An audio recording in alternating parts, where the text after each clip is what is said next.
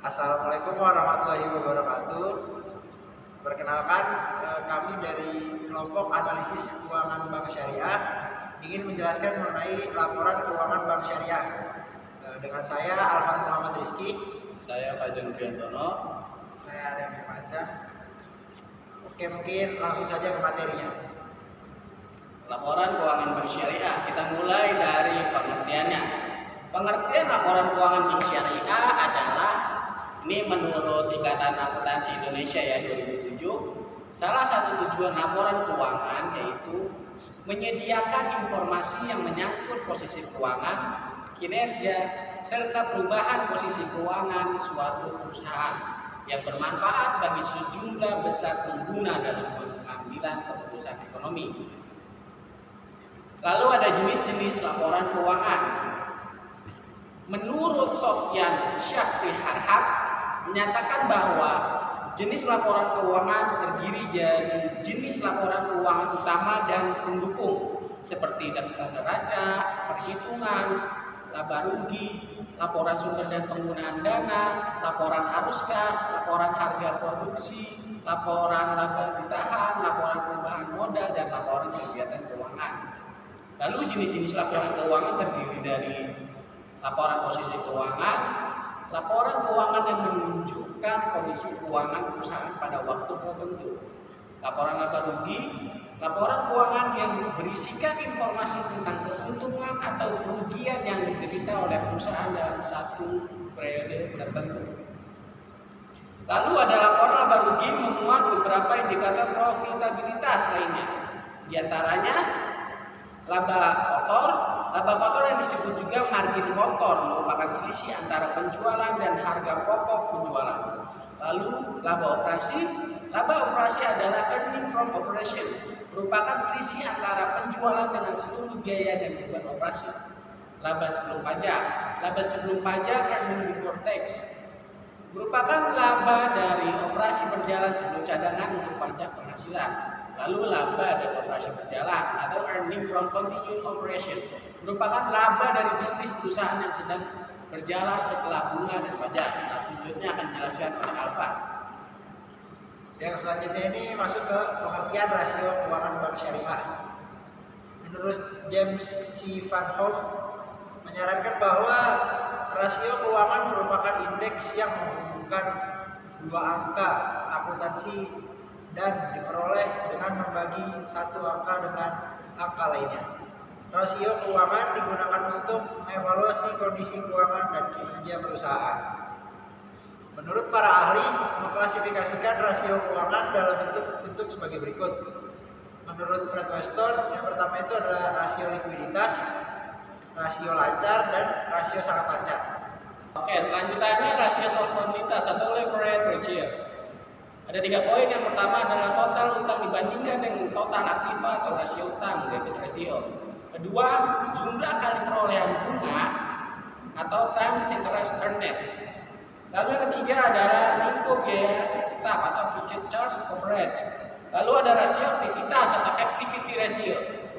Ada 3 poin. Yang pertama adalah perputaran sedia atau inventory turnover. Lalu kedua, rata-rata jangka waktu penagihan atau perputaran piutang atau average collection period. Yang ketiga, perputaran aktiva tetap atau fixed asset turnover. Next. Lalu ada rasio profitabilitas atau profitability ratio. Ada margin laba penjualan atau profit margin on sales. Kedua, daya laba dasar atau basic earning power. Ketiga, hasil pengembalian total aktiva atau return on total asset.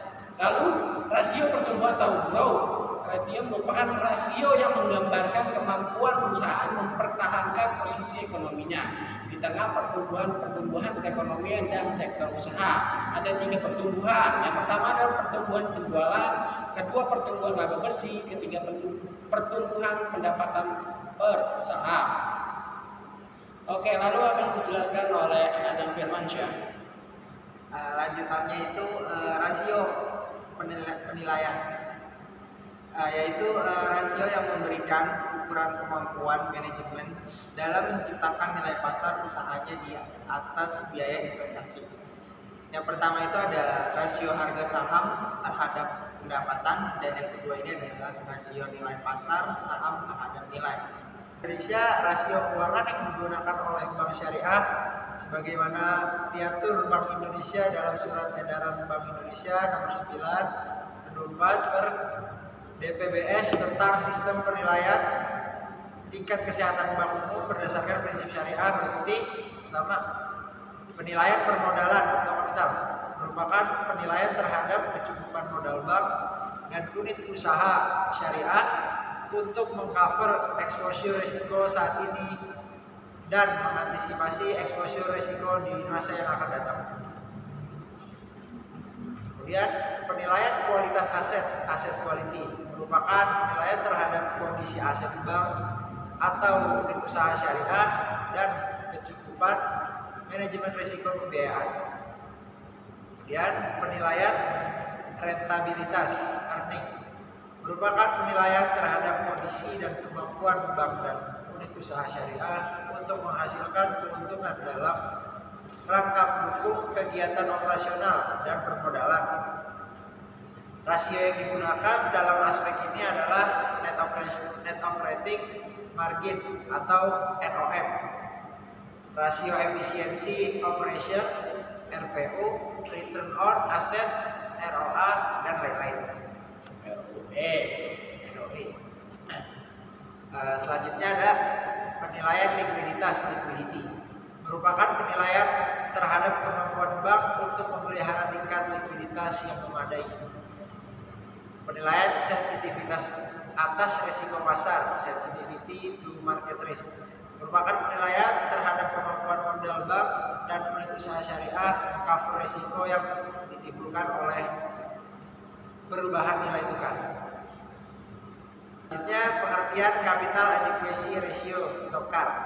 Capital adequacy ratio adalah rasio kecukupan modal bank atau kemampuan bank dalam permodalan yang ada untuk menutup kemungkinan kerugian dalam perkreditan atau perdagangan surat-surat berharga. Apa saja sumber-sumber permodalan bank syariah? Menurut Mulyono, modal bank terdiri atas modal inti dan modal pelengkap. Adapun perincian dari modal inti dan modal pelengkap ini adalah sebagai berikut. Modal inti terdiri atas modal setor dan cadangan yang dibentuk dari laba setelah pajak dan laba yang diperoleh setelah perhitungan pajak. Secara terperinci, modal inti dapat berupa modal disetor, yaitu modal yang telah disetor secara efektif oleh pemiliknya. Agio saham, selisih lebih setoran modal yang diterima bank sebagai akibat harga saham yang melebihi nilai nominalnya. Modal sumbangan, yaitu modal yang diperoleh kembali dari sumbangan saham, termasuk selisih antara nilai yang tercatat dan harga jual. Cadangan umum, yaitu cadangan yang dibentuk dari penghasilan laba yang ditahan atau dari laba bersih setelah pajak dan mendapat persetujuan rapat umum pemegang saham.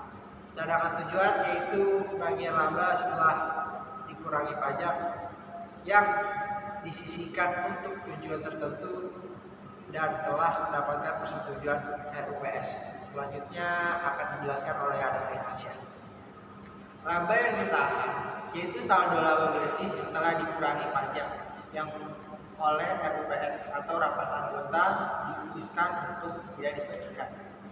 Laba tahun lalu yaitu seluruh laba bersih tahun yang lalu setelah diperhitungkan pajak dan belum ditetapkan penggunaannya oleh RUPS. Laba tahun berjalan yaitu 50% dari laba tahun buku berjalan setelah dikurangi pajak. Selanjutnya ini setelah perincian modal inti tersebut, Khairul Umam menjelaskan modal inti tersebut dikurangi dengan yang pertama itu ada goodwill yang ada pada pembukuan bank, yang kedua ini kekurangan jumlah penyisihan, penghapusan aktiva produktif, dan jumlah yang seharusnya dibentuk sesuai dengan ketentuan Bank Indonesia. Modal pelengkap antara lain ada 3. Yang pertama itu cadangan revaluasi aktiva tetap, yaitu cadangan yang dibentuk dan selisih penilaian kembali aktiva tetap yang telah mendapat persetujuan Direktorat Jenderal Pajak. Dan yang kedua ini ada penyisian penghapusan aktiva produktif, yaitu cadangan yang dibentuk dengan cara membebani laba rugi tahun berjalan.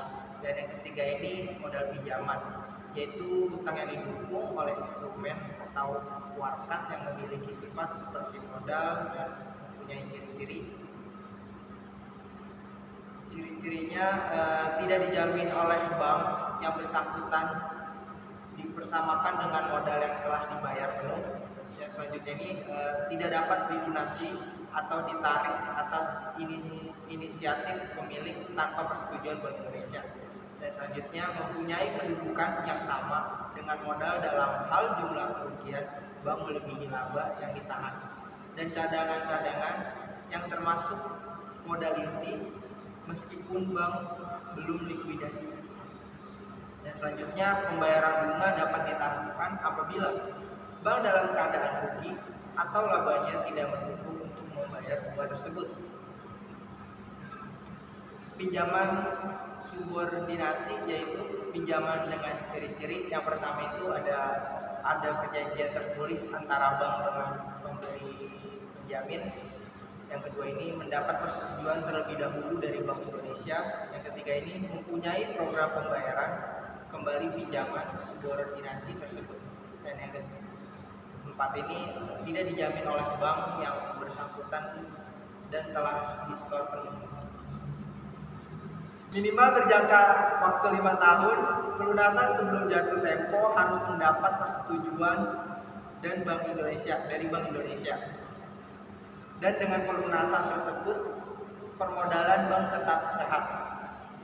Hak tagihnya dalam hal terjadi likuidasi berlaku paling akhir dan segala pinjaman yang ada. Sumber utama modal bank syariah adalah modal inti atau core capital dan kuasi ekuitas. Pengertian return on asset atau ROE adalah rasio yang menggambarkan kemampuan bank dalam mengelola dana yang diinvestasikan dalam keseluruhan aktiva yang menghasilkan keuntungan.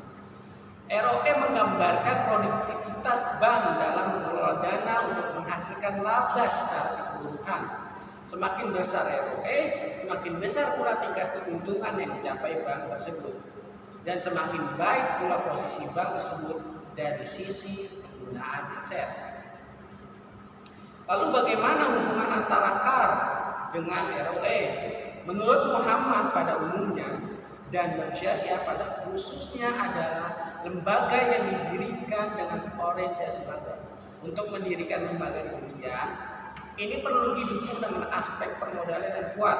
Dengan adanya modal tersebut dapat memenuhi kewajiban-kewajiban dalam jangka panjang maupun jangka pendek. Khairul Umar dalam bukunya Manajemen Perbankan Syariah menjelaskan bahwa kapital merupakan indikator yang digunakan untuk menilai kemampuan perusahaan untuk membayar semua hutang, baik untuk jangka panjang maupun jangka pendek. Dengan demikian, rasio ini mempunyai hubungan yang sangat positif terhadap perubahan laba. Dalam dunia perbankan, kapital sama dengan permodalan yang dapat dihitung dengan capital adequacy ratio atau CAR. Lalu CAR mencerminkan modal sendiri perusahaan untuk menghasilkan laba.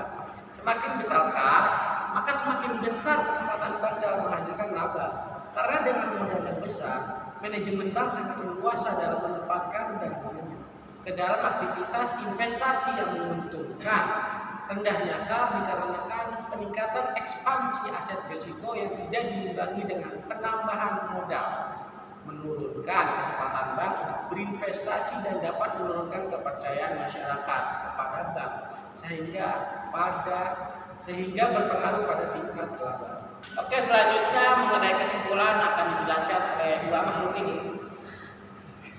Silakan. Kesimpulannya yaitu bahwa laporan keuangan bank syariah memiliki fungsi, yaitu menyediakan informasi yang bermanfaat bagi pihak-pihak yang berkepentingan dalam pengambilan keputusan, dan informasi dalam menilai prospek harus kas bertujuan untuk memberikan informasi yang dapat mendukung investor atau pemilik dana, kreditur, dan pihak-pihak lain. Next. Lanjutannya, informasi atau sumber daya ekonomi bertujuan memberikan informasi tentang sumber daya ekonomi bank. Kewajiban bank untuk mengalihkan sumber daya tersebut kepada entitas lain atau pemilik saham serta kemungkinan terjadinya transaksi dan peristiwa yang dapat mempengaruhi perubahan sumber daya tersebut. Informasi mengenai kepatuhan bank terhadap prinsip syariah serta informasi mengenai pendapatan dan pengeluaran yang tidak sesuai dengan prinsip syariah dan pengelolaan pendapatan dana bank tersebut.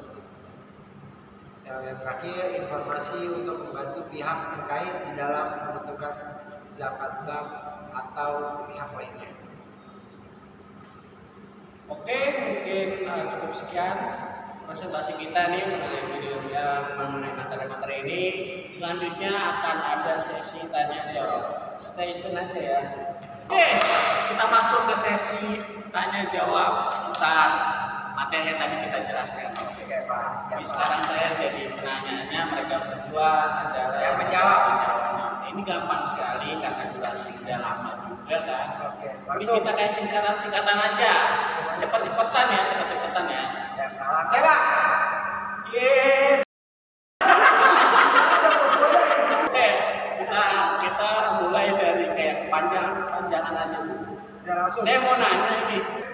Pertanyaan pertama adalah apa kepanjangan dari UUS? Ada.